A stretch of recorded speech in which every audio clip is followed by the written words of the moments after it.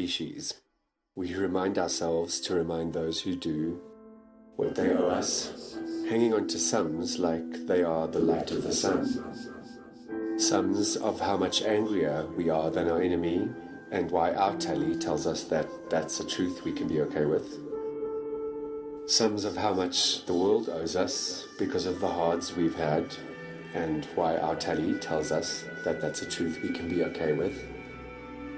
Sums of why it's the other person's turn to call, to get the bill, to choose the movie, to make the coffee, to run the dishwasher, to empty the postbox, to answer the door, to buy the bread and milk.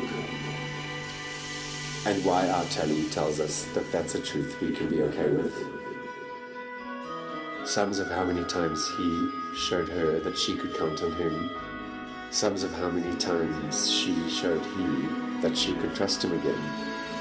Sums of how many times your soul surprised you when it showed you how strong you really are. Of how many times you chose the high road over the low road without even knowing it, until another reminded you that you had.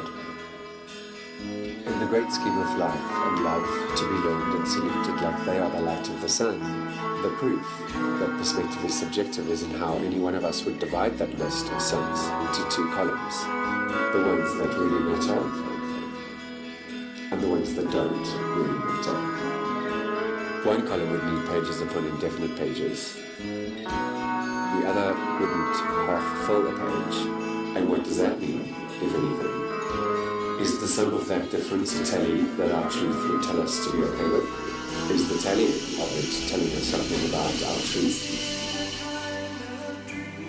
Something that we should not be okay with? Ergo, the proof of perspective is the opinion that it either does or doesn't really matter.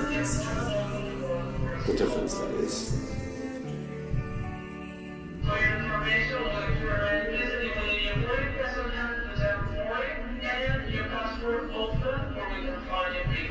Thank you very much.